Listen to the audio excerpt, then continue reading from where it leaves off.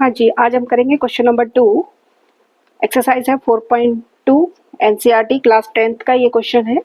देखिए तो क्वेश्चन में क्या दिया हुआ है कि उदाहरण 1 में दी गई समस्या का हल कीजिए। ठीक है, आपको क्या है उदाहरण नंबर 1 इस प्रश्नावली में इस चैप्टर में एक उदाहरण नंबर 1 दे रखा है, उसमें समस्या आपने वहां पर निकाल ली है। तो समस्या हमारे पास ये आई थी। अब इस क्वेश्चन में हमें क्या करना है, इसका हल निकालना है। ठीक है, ये तो इसका कैसे सॉल्यूशन निकालना है देखिए। पहले हम क्वेश्चन नंबर 1 करेंगे। क्वेश्चन नंबर 1 हमें दिया हुआ है x square minus 45x plus 324 is equal to 0। ये एक द्विघात समीकरण है। द्विघात समीकरण x की मैक्सिमम घात 2 होती है, अधिकतम घात 2 होती है, उसको हम द्विघात समीकरण बोलते हैं। ठीक है, तो देखिए इसको कैसे सरल करने, इसको हम सरल करेंगे मध्य पद विभक्त विधि से। ठीक है, तो हम क्या करेंगे, इसका मध्य पद विभक्त विधि से गुणनखंड करने पर। ठीक है, हम इसके क्या करेंगे, पहले गुणनखंड निकालेंगे। गुणनखंड निकालने के बाद हम इसके क्या करेंगे, इसके मूल निकालेंगे। मूल निकालने के लिए हम जो भी गुणनखंड आएगा उसको 0 के बराबर करेंगे, x का मान निकालेंगे और ये हमारी समस्या का हल हो जाएगा। जो भी हमने समस्या को जो हमने x माना था, एक वेरिएबल माना था, एक चर माना था, तो वो हमारा सॉल्यूशन निकल जाएगा। ठीक है, हो गया आपको क्लियर। एक माइंड में एक मैप बन जाना चाहिए कि इसके हमें कैसे हल करना है। ठीक है, तो हम क्या करेंगे, हम मध्य पद विभक्त विधि से सरल करेंगे इसको। ठीक है, तो आप देखिए इनमें 3 पद दिए हुए हैं, तो इसमें ये क्या है, इसका मध्य पद है। अब क्या करना है, मध्य पद विभक्त विधि से मध्य पद क्या करना है, आपको विभक्त करना है। ठीक है, तो आपको क्या करना है, आपको इस तरीके से विभक्त करना है। देखिए यहाँ मैं आपको एक बार रफ में बता देती हूँ। देखिए मध्य पद इसमें है 45x। ठीक है, आपको इसको विभक्त करना है, आपको इसको फैक्टर करने हैं, आपको इसको 2 ऐसी पदों में व्यक्त करना है, ऐसे पदों में विभक्त करना है कि जिसका हल करने पर ये आएगा और उसका गुणा करने पर, उसका जब हम गुणा करेंगे तो उसका गुणा करने पर लास्ट पद, अचर पद और प्रथम पद, इसका क्या आना चाहिए, गुणा आना चाहिए। ये आएगा आपका 324 एक्स स्क्वायर, ये आना चाहिए। इस तरीके से इसको विभक्त करना है कि उनका गुणा करने पर ये आना चाहिए। ठीक है, ओके। तो देखिए सबसे पहले हम क्या करेंगे, देखिए 45 है, ये 45 को मैं लिख सकती हूँ 40x माइनस 5x। ठीक है, देखिए आगे ना दोनों को हम प्लस कर लेंगे तो माइनस का 45 आ जाएगा। लेकिन आप देखिए, अब मैंने आपको बोला था कि इन दोनों का गुणा भी हमें करना है, और गुणा हमें करना है माइनस चिन्ह के सहित। देखिए माइनस को हमेशा हम चिन्ह के साथ लेते हैं, ये चीज ध्यान रखना। प्लस को हम फिर भी नहीं लगाते, लेकिन माइनस को हम जरूर लगाते हैं। ठीक है, तो देखिए माइनस माइनस हो जाता है प्लस, एक्स का एक्स स्क्वायर हो जाएगा और ये आ जाएगा आपका 200। ठीक है, तो देखिए दोनों का गुणा करने पर ये नहीं आया है, तो इसलिए हम इस तरीके से विभक्त हम नहीं करेंगे। तो देखिए आगे चलिए, अब मैं ले लेती हूँ इसका 35x माइनस का 10x। देखिए इसको मैं सरल करती हूँ तो वापस 45 आ जाता है, माइनस का 45 आ जाता है। दोनों को प्लस करेंगे तो 45 आ जाएगा। लेकिन जब हम इनका गुणा करेंगे, माइनस का 35x माइनस का 10x, ठीक है, इसका जब मैं गुणा करूंगी तो ये मेरे पास आएगा, माइनस माइनस गुणा करते हैं तो प्लस हो जाता है, और ये आपके पास आएगा, x को x से करेंगे स्क्वायर आएगा, 35 को 10 से गुणा करेंगे तो क्या आएगा, 350 एक्स स्क्वायर। ठीक है, तो देखिए ये इसके गुणा करने पर भी नहीं आया है। ठीक है, आया आपको समझ में। ठीक है, हम आगे चलेंगे। अब इस तरीके से हम करते चलेंगे जब तक कि हमारा ये नहीं आ जाता है। लेकिन आप ध्यान रखिए कि ये देखिए ये क्या है, आगे आगे ये ज्यादा आ गया है इससे, तो हम थोड़ा सा अंदाजा लगाएंगे। इससे पहले एक और ले लेते हैं हम, 36x माइनस का 9x। ठीक है, देखिए इन दोनों को मैं प्लस करूंगी तो वही माइनस का 45 आ जाएगा, और यदि मैं इनको गुणा करती हूँ 36x माइनस का 9x, इसका करेंगे तो माइनस को माइनस से मल्टीप्लाई करोगे तो प्लस आ जाएगा, 9x को x से करेंगे एक्स स्क्वायर आएगा, और 36 को 9 से करूंगी मैं तो ये मेरा आ जाएगा 324। देखिए 9 छिकी होता है 54, घात का लगता है 5, और 9 तिया 18, 18 और 5 होता है आपका नौतिया 27 होता है, सॉरी नौतिया होता है 27, 27 और 5 कितना होता है 32, ठीक है ना। तो ये देखिए ये इसका आ गया गुणनखंड सॉरी इसके विभक्त कर दिया हमने -45 को इस तरीके से मल्टीप्लाई, इस तरीके से विभक्त किया है कि इन दोनों का जब हम मल्टीप्लाई भी करेंगे तो वो क्या आना चाहिए, प्रथम पद और पहले पद का गुणा आना चाहिए। ठीक है, आया आपको समझ में। फिर भी आप अगर नहीं समझ में आता है तो आप वीडियो रिपीट करके देख सकते हैं।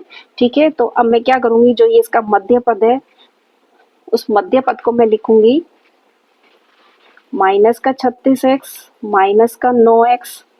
ठीक है, ये मैंने लिख दिया है -45 की जगह, और ये अचर पद ऐसे कैसा लिखूंगे। ठीक है, हो गया। आपको मध्य पद विभक्त विधि समझ में आ गई, नहीं समझ में आई है तो आप वीडियो को वापस रिपीट करके देख लीजिए मैंने किस तरीके से निकाला है। ठीक है, अब देखिए इसके मैं दो दो के जोड़े बनाऊंगी, इसके मैं जोड़े बनाऊंगी और इन दोनों में से मैं क्या कॉमन लूंगी, x कॉमन लूंगी। ठीक है, तो अंदर एक x की पावर 2 है, एक x मैंने बाहर निकाल दिया तो अंदर x बचेगा, यहाँ माइनस की जगह माइनस आएगा और x के बाहर निकाल दिया तो अंदर क्या बचेगा 36। ठीक है, अब इसी तरीके से इसमें से मैं क्या करूंगी, पहले तो माइनस कॉमन लूंगी। ठीक है, अब देखिए 9 और 324, 9 और 324 से में कॉमन निकालने का मतलब होता है कि आप HCF निकालिए। HCF निकालेंगे तो आपको अपने आप समझ में आ जाएगा कि क्या निकालना है। ठीक है, HCF निकालने का तरीका भी मैं आपको पिछली वीडियो में एक बार बता चुकी हूँ। ठीक है, तो इसमें से कॉमन निकालेंगे तो 9 और 324 का HCF कॉमन उसको बोलते हैं, तो ये आएगा हमारा 9। ठीक है, अब देखिए माइनस का 9x में से 9 मैंने बाहर निकाल लिया तो अंदर बचेगा x। जब भी हम माइनस कॉमन लेते हैं तो अंदर का साइन चेंज हो जाता है, तो ये प्लस का आएगा माइनस, और 9 को जब हम इससे डिवाइड करेंगे तो ये हमारा आएगा 36। आप डिवाइड करके देख लीजिएगा 36 ही आएगा। ठीक है, अब देखिए अब इन दोनों को मैं एक साथ लिख लूंगी, या आप कह लीजिए कि इसमें से पूरे इन दो जोड़े में से मैं x माइनस 36 को बाहर निकाल लूंगी और अंदर मेरा बचेगा x माइनस 9 इजिकल टू 0। ठीक है, अब देखिए ये हमने क्या किया, मध्य पद विभक्त विधि से गुणनखंड निकाल लिए। अब समस्या का हमें क्या करना, हल निकालना है, मतलब x की वैल्यू निकालनी है। ठीक है, तो हम क्या करेंगे, इसके मूल निकालेंगे। पिछले क्वेश्चन में हमने इसमें मूल निकाले थे, मूल किस तरीके से निकालने थे, तो देखिए मूल ज्ञात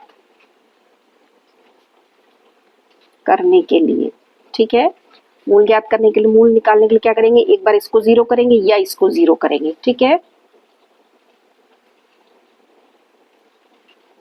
एक बार x माइनस 36 को 0 करेंगे या एक बार इसको 0 करेंगे, या लगाना बहुत जरूरी है बीच में। ठीक है, इस चीज का आप ध्यान रखेंगे।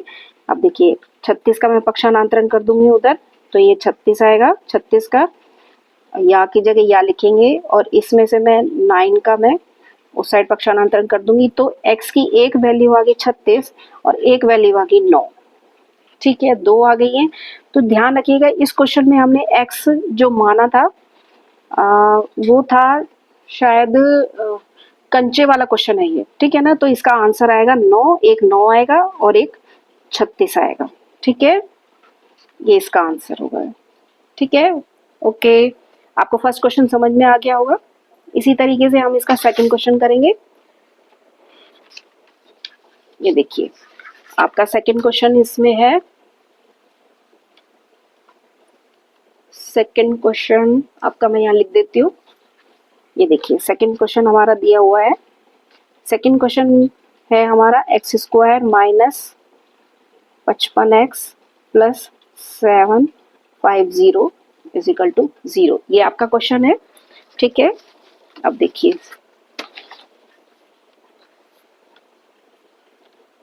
हाँ जी, अब इस क्वेश्चन को भी हम क्या करेंगे, मध्य पद विभक्त विधि से पहले इसका गुणनखंड निकालेंगे, फिर x की वैल्यू निकालेंगे, वही हमारा समस्या का हल हो जाएगा। ठीक है, सिंपल सा है। ठीक है, तो हम क्या करेंगे, इसे मध्य पद विभक्त विधि से इसका गुणनखंड करेंगे। ठीक है, क्या करेंगे, मध्य पद विभक्त विधि से गुणनखंड करने पर। समस्या का हल जब भी होगा जब हम x की वैल्यू निकालेंगे, x का मान निकालेंगे। उसके लिए हम क्या क्या करेंगे, पहले इसका गुणनखंड निकालेंगे। ठीक है, तो मध्य पद आपके पास है 55। देखिए इसको फिर उसी तरीके से हल करना है। यहाँ पे मैं आपको देखिए -55 है, -55x, इसको इस तरीके से विभक्त करना है कि इसका इनको जो सरल करेंगे तब तो ये आएगा, और उन्हीं डिजिट्स को या उन्हीं पद को जब मैं गुणा करूंगी तो ये पहला पद और अंतिम पद का क्या आना चाहिए, गुणा आना चाहिए। तो ये पहला पद हमारे पास है x², अचर पद है ये 750, और ये x², तो गुणा करने पर ये आना चाहिए। ठीक है, आया आपको समझ में। देखिए अब क्या करेंगे हम, देखिए इसको मैं इसको क्या करती हूँ, 50x माइनस का 5x। ठीक है, देखिए इसको हम सरल करेंगे तो माइनस का 55 आ जाएगा, और इन डिजिट्स को यदि मैं मल्टीप्लाई करूं मतलब -50x माइनस का 5x। ठीक है, इसको यदि मैं मल्टीप्लाई करूं तो माइनस माइनस प्लस हो जाता है, इसको हम गुणा करेंगे तो ये आएगा x का x², तो ये आएगा 250x², 250x²। ठीक है, लेकिन ये नहीं आ रहा है। ठीक है, इसीलिए हम इसको और आगे करेंगे। देखिए मैं आपको अच्छे से दिखा देती हूँ एक बार, ये देखिए। ठीक है, अब देखिए अब मैं इसकी जगह क्या करूंगी, पहले मैं लूंगी इसकी जगह मैं 45 ले लेती हूँ। ठीक है, 45x माइनस का 10x।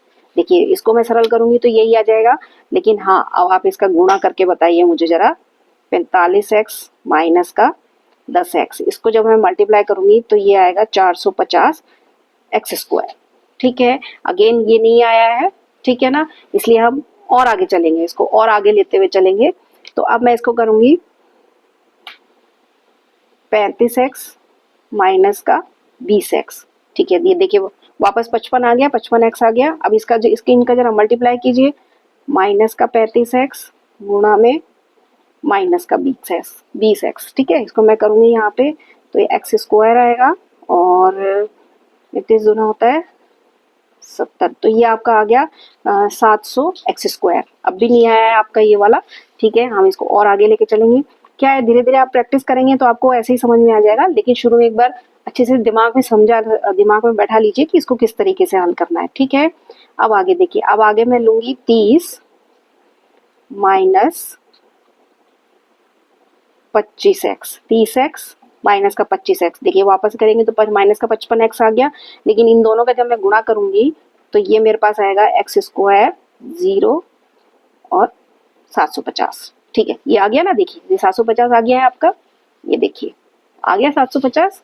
ठीक है, इन दोनों का जब मैं गुणा किया था, देखिए यहाँ लिख लीजिएगा, इन दोनों का गुणा कौन कौन सी डिजिट है, कौन कौन सा पद है, माइनस का 30x माइनस का 25x। इसको जब मैंने गुणा किया तो ये आ गया, और इसका जब मैं सरल करा तो माइनस का 55x आ गया। ठीक है, आगे आपको समझ में। अब देखिए अब मैं क्या करूंगी कि ये जो मैंने मध्य पद था उसको मैं विभक्त कर दूंगी किसमें, माइनस का 30x और माइनस का 25x। ठीक है, और 750x अचर पद ऐसे का ऐसा आएगा। ठीक है, आगे आपको समझ में, ये देखिए। ठीक है, अब देखिए इन दोनों के जोड़े बना लेंगे, इसमें से कॉमन निकालेंगे, सिंपल जैसा हम हमेशा करते आए हैं। ये अंदर x बचेगा, माइनस का 30 बचेगा, यहाँ से माइनस कॉमन निकालूंगी, 25 कॉमन निकालूंगी, अंदर x बचेगा, प्लस की जगह माइनस हो जाएगा, और ये आपका आएगा 30, 750 में 25 का आप भाग देंगे तो ये आ जाएगा 30 आपका। ठीक है, अब इन दोनों ब्रैकेट्स को मैं एक साथ लिख दूंगी, x माइनस 30, x माइनस 25 को एक साथ लिखूंगी, इज इक्वल टू 0। ठीक है, अब देखिए अब क्या करना है हमें, इनके क्या करने हैं, अब मूल ज्ञात करने हैं। तो मूल ज्ञात करने के लिए, या आप कह लीजिए कि वेरिएबल x का मान निकालने के लिए, क्योंकि मूल से यदि आप समझते हुए चलेंगे तो वो आपको याद भी रहेगा कि किस तरीके से मूल निकालते हैं। तो द्विघात समीकरण के मूल इसी तरीके से निकालते हैं, पहले गुणनखंड करते हैं, फिर गुणनखंड आ जाते हैं तो उनको 0 के बराबर करते हैं, या x माइनस 25 इजिकल टू 0। 30 का मैं ट्रांसफर करूंगी उधर तो 30 आएगा, 25 का उधर करूंगी तो ये प्लस का हो जाएगा, ये भी प्लस का हो जाएगा, ये भी प्लस का हो जाएगा। तो आंसर इसका आ गया 30 और 25। ठीक है, ये इसका क्या हो गया आंसर। ओके, आया आपको समझ में? सिंपल सा है और कुछ भी नहीं है इसमें। आपको जो समस्या दी हुई है उसमें क्या करना है, आपको द्विघात समीकरण दे रखी है, उसको आपको पहले गुणनखंड करना है। गुणनखंड करने के बाद उसके मूल निकालने हैं। इसके मूल निकालने के लिए आपको जो भी आपके गुणनखंड आएंगे उसको आपको बराबर 0 में रखना है और उसके मूल निकालने हैं और x का मान निकालना है। सिंपल सा तरीका है और कोई इसमें ज्यादा टफ नहीं है। ठीक है, ओके, थैंक यू।